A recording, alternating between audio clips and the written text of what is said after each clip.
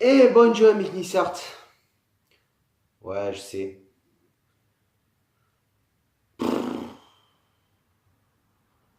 Pas très envie de débriefer ce match, je te le dis. Vraiment pas très envie. On va commencer directement par la session prono.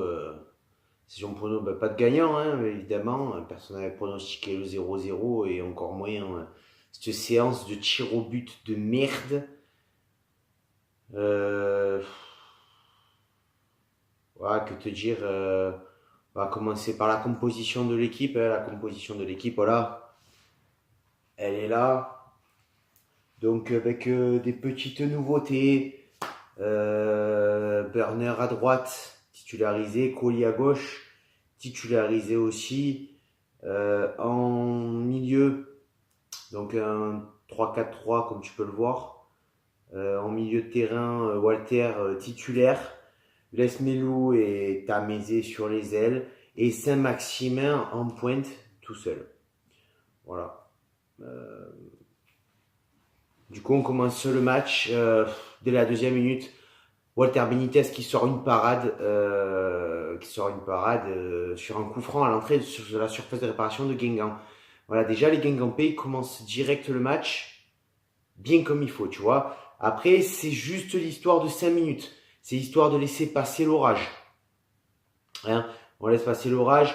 Guingamp est assez agressif dans cette entame de match, mais on commence à s'installer au bout de 5 minutes de jeu, on commence à s'installer dans la surface bretonne. Saint-Maximin qui est tout feu follet, qui est hyper omniprésent dans cette première mi-temps, mais qui est hyper aussi brouillon. Davis ses frappes, il les écrase, il a aucune précision dans ses tirs. Il est très très brouillon, c'est très très limite Saint-Maximin ce soir. Vraiment, hein, tout au long du match, jusqu'à son remplacement par Bassem Srafi, c'est du très très limite Saint-Maximin ce soir. Et puis au bout de la 19e minute, le match baisse en intensité.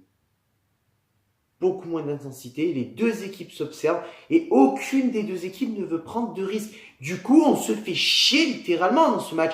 Et il faut le dire, le match, il est très faible. Alors oui, on domine à 55% le match en termes de possession de ballon, mais on se fait chier. On n'arrive pas à concrétiser une seule action. On n'en a pas énormément des actions dans ce match.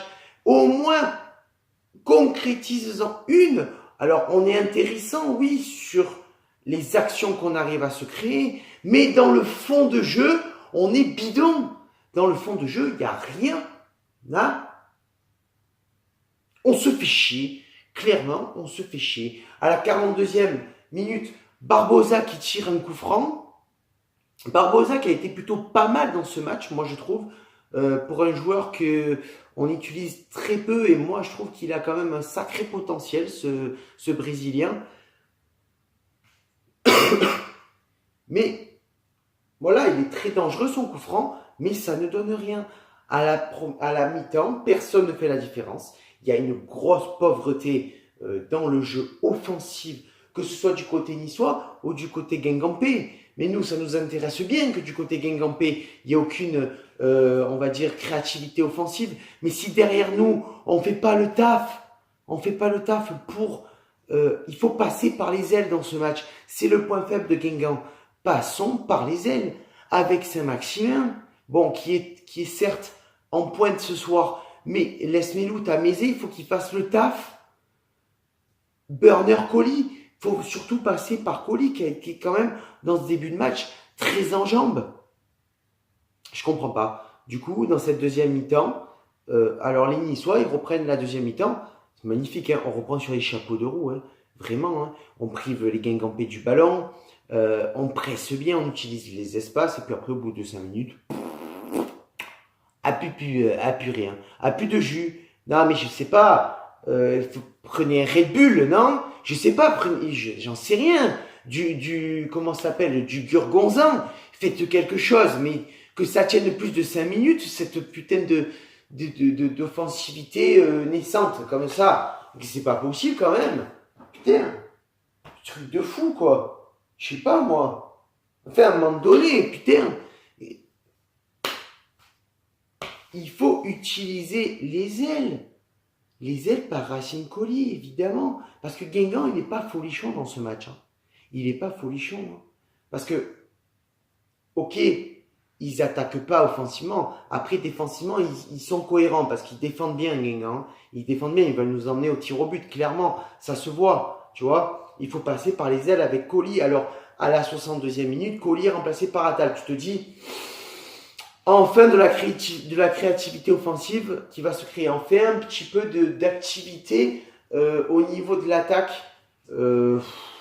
Attal, tout autant aussi bon qu'il est habituellement, il a été à l'image de l'équipe, c'est-à-dire inoffensive. 69e minute, grosse parade encore de Benitez. Guingamp se montre rarement dangereux, mais ils arrivent à se créer quelques occasions infimes, tu vois, mais ils arrivent à nous faire mal. Mais surtout, ils nous font mal sur quoi? Sur des erreurs de communication en défense. Dans la défense niçoise, il y a des erreurs de communication, et c'est comme ça que Guingamp arrive à faire le jeu, tout bonnement. Hein. Et après, de la 70e jusqu'à la fin de match, clairement, on s'endort. En tout cas, c'est Guingamp qui nous endort tranquillement pour nous diriger vers les tirs au but. Ils sont dominés. Putain, on est chez nous. On n'arrive pas à les faire jouer. On n'arrive pas à les faire sortir de leur défense. Putain de merde à un moment donné. On finit pas nos actions. On ne les finit pas, on va pas jusqu'au bout. On dirait qu'on n'avait pas envie de se qualifier ce soir. On n'avait pas envie de se qualifier pour les quarts de finale de cette Coupe de la Ligue. Vraiment, dans ce match, alors à la 75e minute, t'as Burner qui laisse sa place à Hicham Mahou, mais alors tu fais place à un repositionnement tactique, mais à ce moment-là, on va dire dans la pauvreté du jeu, pourquoi tu fais rentrer Hicham Mahou?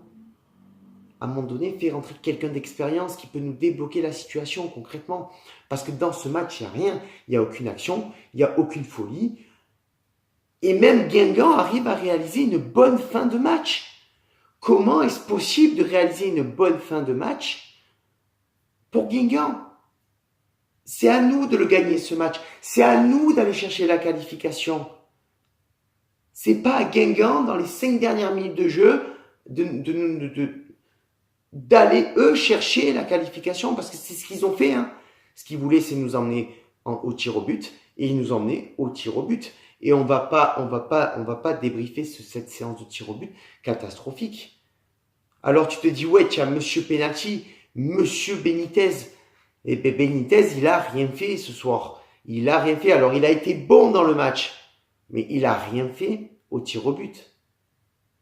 Tu vois? Il y a le problème. Hein, parce que Pierre Lesmelou, qui loupe le penalty. Ensuite, Dante.